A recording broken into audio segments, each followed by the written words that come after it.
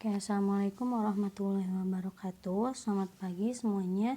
Hari ini kita bertemu lagi pada mata pelajaran pengelolaan bisnis retail kelas 11 BDP.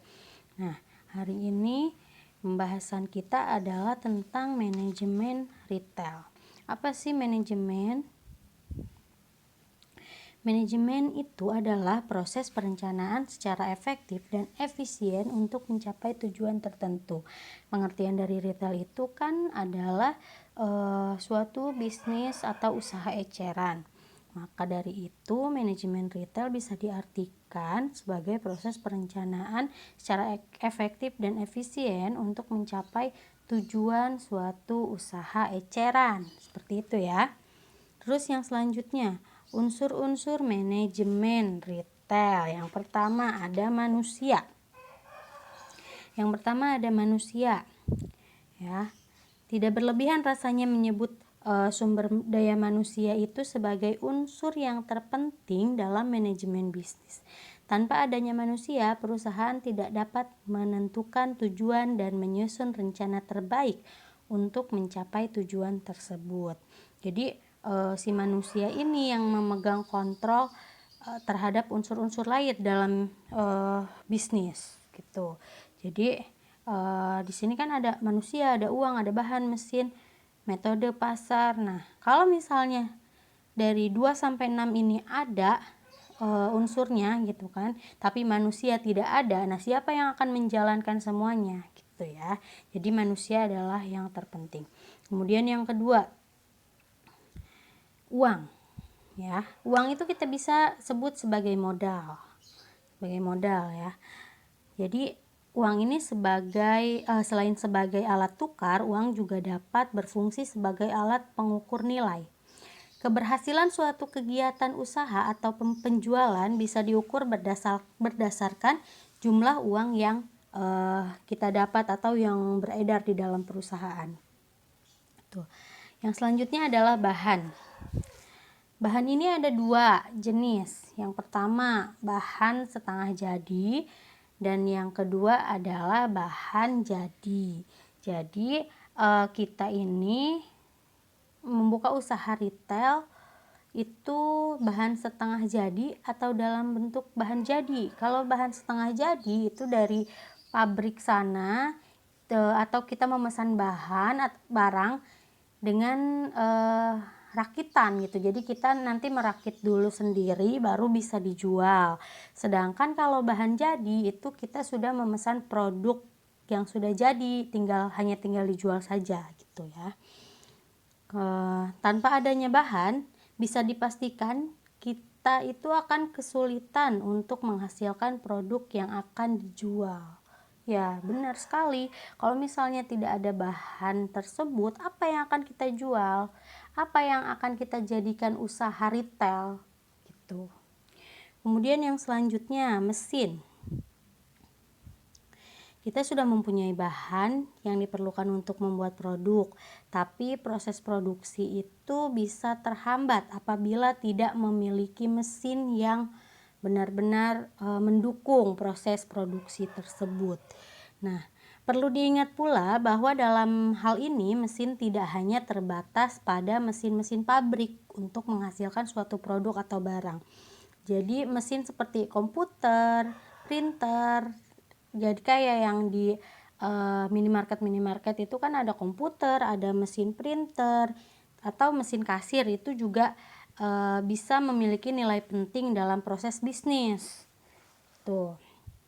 Kemudian yang selanjutnya adalah metode.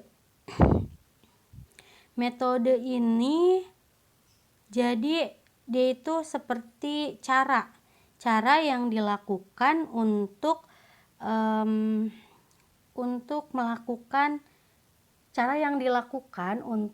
membuka usaha retail supaya nanti kedepannya itu bisa sukses gitu, bisa mendapatkan hasil yang maksimal. Ini caranya ada di sini, ada di metode. Kita menggunakan cara apa, atau cara membuat potongan harga kah, atau membuat promosi yang bagus, atau menjual barang-barang yang menarik untuk menarik konsumen gitu. Jadi banyak cara untuk sukses gitu dalam menjalankan usaha bisnis retail. Kemudian yang selanjutnya itu ada pasar. Sebagus apapun kualitas produk yang kita produksi atau kita ciptakan, itu akan percuma apabila tidak ada permintaan dari suatu pasar.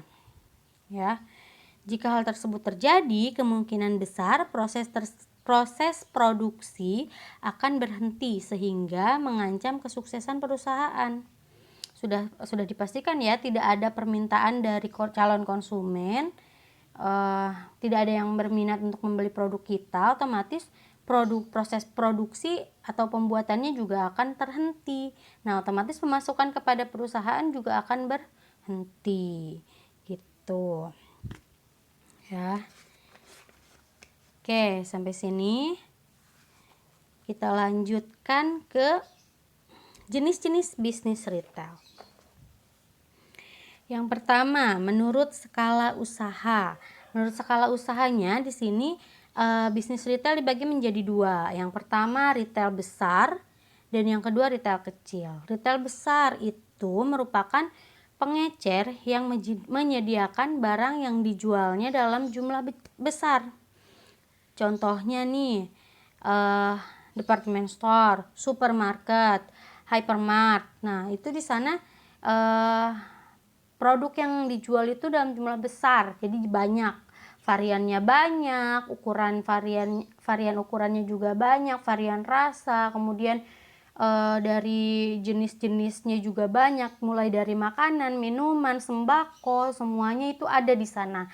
Itu ya. Kemudian yang kedua, retail kecil. Nah, retail kecil ini biasa disebut juga dengan retail tradisional, di mana barang yang dijual biasanya dalam jumlah yang kecil. Nah, retail jenis ini dibagi lagi menjadi dua kategori, yaitu retail kecil berpangkal dan retail kecil tidak berpangkal. Kalau yang berpangkal contohnya itu seperti kios gitu ya. Terus kalau yang tidak berpangkal itu dia seperti berkeliling. Jadi kalau yang berpangkal itu dia punya tempat yang tetap untuk dia berjualan setiap hari di situ. Kalau misalnya yang tidak berpangkal, dia tidak mempunyai tempat yang tetap atau dia berkeliling untuk menjajakan dagangannya gitu. Ya. Kemudian selanjutnya, menurut tipe kepemilikan, yang pertama ada independent retail firm. Independent retail firm ini dia suatu pengecer yang memiliki toko itu dia dikelola sendiri. Ya. Jadi dia memiliki toko sendiri gitu, bukan dari kerjasama antara toko yang satu dengan toko yang lain. Itu independent retail firm. Contohnya itu ada ruko. Nah, biasanya kalau ruko itu kan dia berdiri sendiri, jadi bukan kerjasama. Terus lokasinya juga berada di perumahan penduduk gitu, dekat-dekat penduduk, kayak warung-warung kecil, itu termasuk ke dalam independent retail firm ya. Kemudian yang selanjutnya waralaba atau franchising. Dia itu merupakan suatu kontrak kerjasama antara perusahaan induk dengan perusahaan yang lainnya tuh. Jadi bedanya tadi kalau independen itu dia memiliki toko sendiri, menjual barang dagangannya sendiri. Sedangkan kalau waralaba ini dia itu ada kontrak kerjasama antara perusahaan induk dengan perusahaan yang akan menjualkan barang-barangnya. Tuh, nih seperti contohnya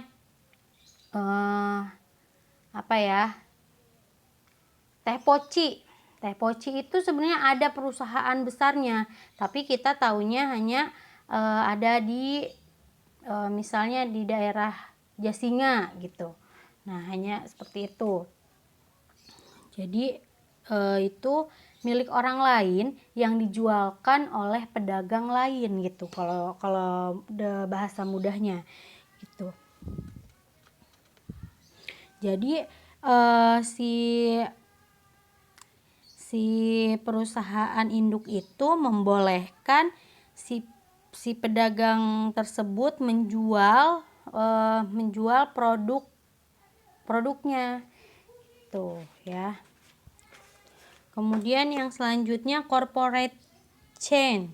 Corporate chain ini contohnya itu kayak Matahari Group, Robinson, kemudian Ramayana dan lain-lain sebagainya. Jadi ini adalah retail yang dimiliki oleh suatu grup gitu. Kemudian corporate chain ini retail yang terdiri atas 2 atau lebih bisnis tapi saling berhubungan yang dimiliki oleh suatu kelompok atau beberapa individu pemegang saham nih. Contohnya di Ramayana. Ramayana itu kan banyak sekali merek-merek terkenal di sana. Nah, dia itu mereknya itu misalnya merek sepatu Adidas. Nah, Adidas ini bekerja sama dengan si Ramayana tersebut. Kemudian ada lagi merek yang lain, Fladeo misalnya, kemudian merek Nevada. Nah, itu mereka saling bekerja sama membentuk suatu grup yang namanya Ramayana. Itu kalau yang corporate chain. Kemudian yang selanjutnya menurut produk atau jasa yang dijual. Yang pertama ada service retailing. Service retailing ini merupakan jenis retail di mana produknya berupa jasa atau layanan yang langsung kepada konsumen. Service retailing ini dapat dibagi menjadi 3 jenis. Yang pertama, retail good service. Artinya dia ini menyewakan barang atau menjual jasa di mana kepemilikan terhadap barang tersebut tetap berada pada tangan retailer. Jadi barang tersebut hanya dimiliki oleh si pemilik usaha, bukan si penikmat atau si pembeli. Contohnya, seperti kita menyewa apartemen, ya, atau menyewa rumah lah, menyewa kontrakan. Nah, kontrakan tersebut kita setiap bulan membayarnya ya kepada pemilik kontrakan, tapi kontrakan tersebut tetap menjadi hak milik si pemilik kontrakan, bukan menjadi pemilik kita. Kita hanya membayar sewa atau kita hanya menyewa, bukan sebagai pemiliknya gitu. Walaupun setiap bulan kita membayar gitu kan, bukan berarti kita membeli, seperti itu. Atau rental mobil juga bisa tuh, rental mobil. Jadi kita menyewa mobil, kita pakai seharian, tapi setelahnya kita kembalikan, kita juga bayar gitu kan. Ya, bukan berarti kita bayar dan mobil tersebut menjadi milik kita, tidak. Itu setelah selesai kita gunakan mobil tersebut, kita kembalikan kepada si pemiliknya. Itu yang return good service. Yang kedua, own good service. Retail jenis ini biasanya merupakan retail yang memberikan pelayanan atau jasa untuk perbaikan dan modifikasi barang milik pelanggan yang dimiliki oleh pelanggan. Jadi kepemilikan barang berada sepenuhnya pada pelanggan. Ya, contohnya itu kayak bengkel sepeda, bengkel motor. Jadi si retail ini, jenis retail ini dia itu hanya menjual jasanya saja gitu, bukan menjual barangnya. Jadi barang tetap punya pelanggan. Pelanggan hanya membutuhkan atau membeli jasanya untuk memperbaiki sepeda, memperbaiki motor dan lain sebagainya, bengkel-bengkel tersebut. Kalau sudah diperbaiki kan udah pasti dibawa pulang oleh pemiliknya lagi kan, kita hanya membayar jasanya. Ini kebalikannya dari yang tadi, yang pertama ya. Terus yang ketiga, non-good service. Retail ini menawarkan jasa personal yang bersifat intangible atau tidak berbentuk produk fisik seperti jasa sopir travel atau tour guide gitu. Ya, ini dia itu bersifat tidak berbentuk produk fisik. Jadi hanya menjual kecakapan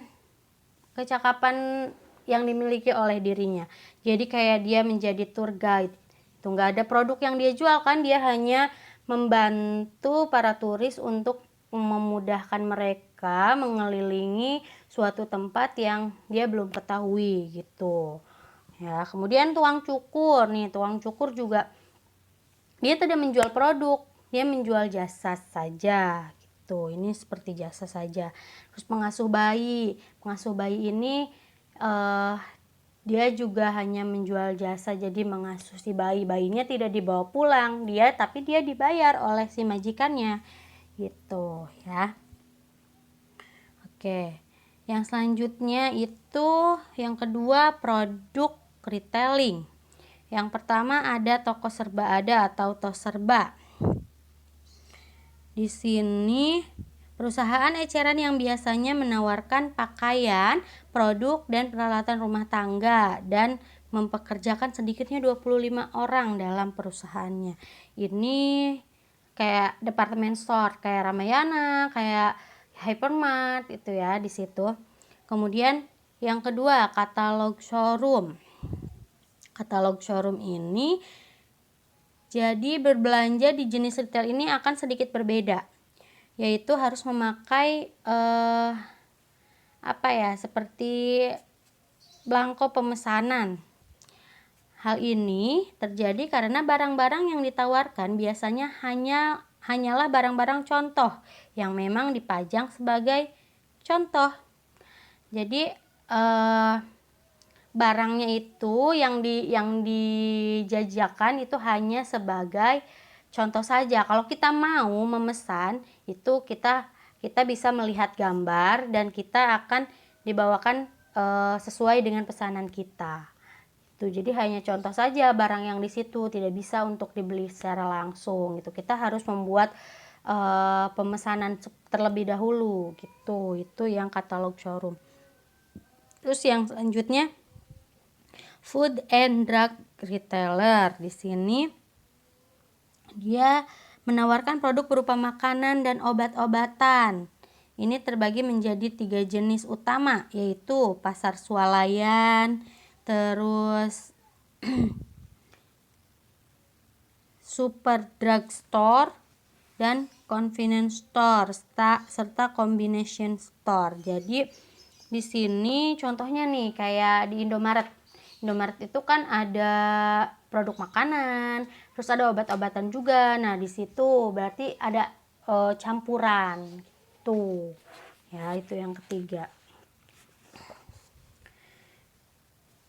Oke, selanjutnya ada menurut teknik pemasarannya atau marketing produk. Yang pertama ada in-store retailing.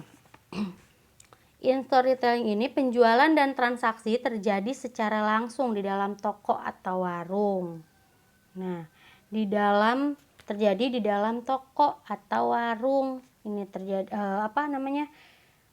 transaksinya. Jadi kita membeli misalnya kita beli shampoo ke Indomaret.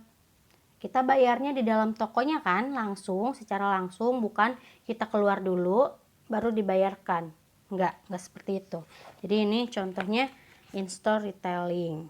Jadi penjualan dan transaksi terjadi secara langsung di dalam toko tersebut. Kemudian yang kedua, non-store retailing. Ini merupakan retail non-toko yang menjual produk dan jasanya dengan memakai media selain toko. Kalau ini, dia itu tidak memiliki toko, tapi dia menjual barang. Contohnya kayak toko online shop. Kita menjual barang, tapi dia nggak punya toko gitu. Terus transaksinya terjadi di mana saja, bisa dengan COD, gitu kan, atau pengiriman dengan menggunakan kurir, bisa. Terus yang selanjutnya ada direct selling. Direct selling ini barang dijual dan transaksi dilakukan secara langsung antara konsumen dan penjual. Biasanya itu ada kosmetik, ya sales kosmetik itu kan langsung ngobrol secara langsung antara penjual dengan pembeli gitu.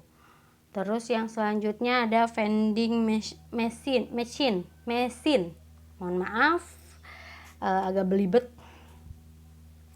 Mesin merupakan alat transaksi yang digunakan dalam menjual barang konsumsi. Konsumen dapat bertransaksi sesuai dengan pilihan yang telah disediakan oleh mesin penjualan. Mesin ini lazim ditemui di pasar swalayan, hotel, kantor, bandara maupun tempat-tempat umum lainnya. Jadi mungkin dari beberapa dari kalian ada yang pernah melihat di dalam suatu mesin itu ada produk-produk minuman misalnya atau makanan. Nah, kita memasukkan uang ke dalam mesin tersebut, nanti makanan akan keluar. Jadi tidak ada yang menunggu mesin tersebut atau tidak ada pelayannya, tapi kita bisa bertransaksi dengan sendirinya gitu. Kemudian yang selanjutnya, telepon and media retailers. Konsep dasarnya adalah telemarketing, di mana konsumen tinggal menghubungi pembisnis eceran untuk memesan barang yang dibutuhkannya. Untuk kemudian pembisnis eceran mengirimkan barang yang dipesan konsumen tadi. Nah, kalau yang ini melalui telepon.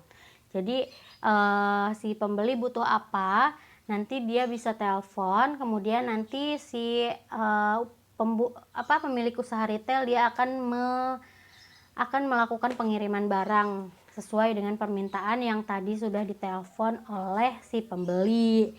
Tuh, kemudian kalau mail order ini pemesanan hanya dengan melalui email saja.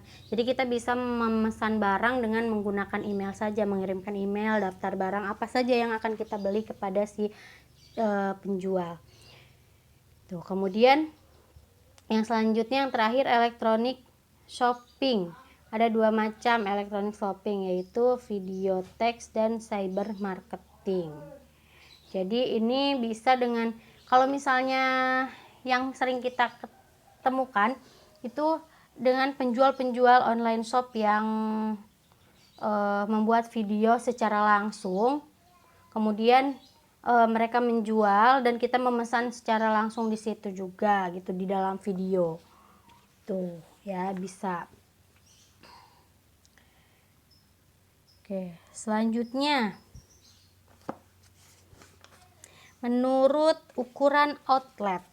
Menurut ukuran outlet ini dia ada 4 macam. Yang pertama small store, yaitu adalah toko kecil seperti kios yang pada umumnya merupakan toko retail tradisional. Kayak kalau yang kita sering lihat adalah warung-warung tradisional atau warung-warung yang ada di sekitar rumah kita.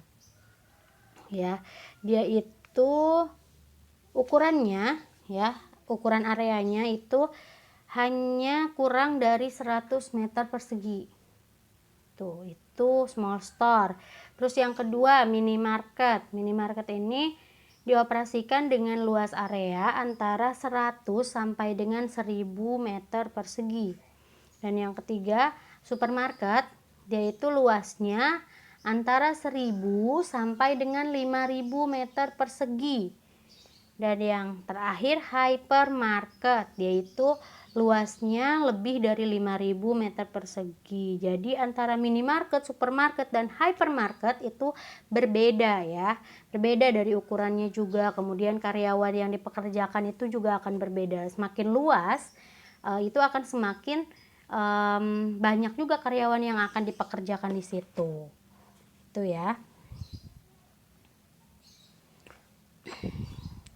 Oke, kita lanjut ke fakta faktor penentu usaha bisnis retail. Oke, yang pertama adalah place atau lokasi. Nah, place atau lokasi ini sangat penting untuk menentukan usaha retail itu berhasil atau tidak. Ya.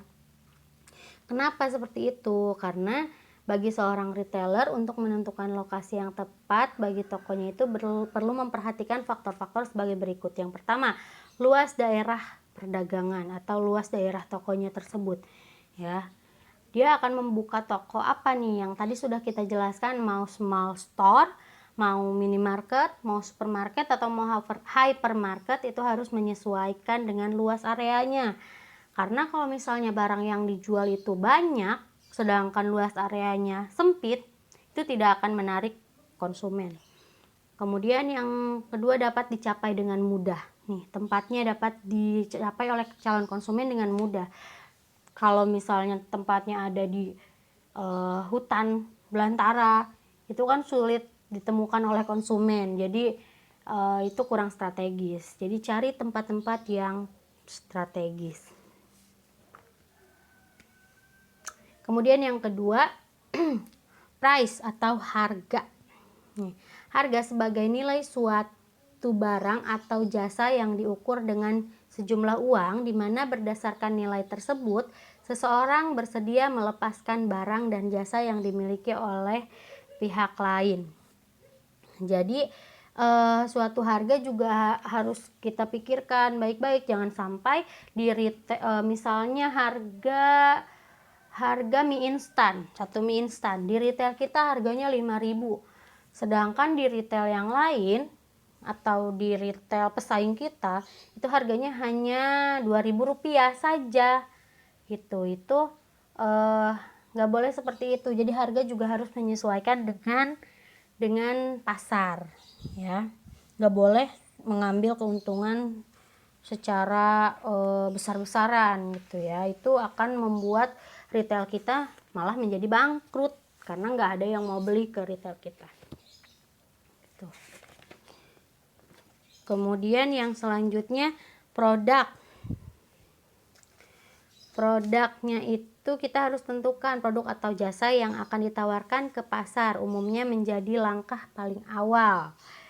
Ide mengenai produk bisa didapatkan dari beberapa sumber. Cara termudah adalah dengan membandingkan langsung produk sejenis seperti yang ingin dijual dan melakukan riset kecil-kecilan ke target pasar mengenai kelebihan dan kekurangan produk tersebut. Jadi kita melihat banyaknya produk yang beredar di pasar, terus kita juga melihat variasi apa saja yang biasanya dicari oleh para calon konsumen gitu. Jangan sampai menjual produk yang tidak pernah dicari oleh konsumen, itu nggak akan laku, siapa yang mau beli gitu. Terus bisa juga kita dengan menjual merek-merek yang sudah terkenal gitu ya. Terus yang selanjutnya promotion atau promosi. Nih, aspek penting lainnya adalah promosi dari produk tersebut. Bagaimana suatu produk akan dikenalkan ke pasar agar pelanggan tergerak untuk membelinya. Nah, bagaimana nih caranya kita untuk promosi? Apakah kita datangi ke rumah-rumah, kemudian kita kasih sosialisasi tentang produk yang kita jual atau tokonya gitu. Terus atau dengan menggunakan brosur-brosur kita berikan ke rumah-rumah warga, atau kita tempel di jalan raya atau di jalanan umum atau tempat-tempat umum gitu ya. Jadi promosi ini sama dengan kita membuat iklan gitu supaya menarik perhatian konsumen. Tuh, kita kan harus membuat iklan untuk para konsumen juga mengetahui, oh di sini ada toko yang menjual ini dengan harga yang sangat murah gitu. Jadi mereka tertarik gitu. Oke, sampai sini. Jika ada yang ingin tanyakan, silahkan kalian langsung WA Japri aja ke nomor ibu. Untuk pertemuan kali ini sepertinya dicukupkan sampai di sini. Terima kasih atas perhatiannya. Sampai jumpa di pertemuan selanjutnya. Wabillahi taufiq wal hidayah. Wassalamualaikum warahmatullahi wabarakatuh.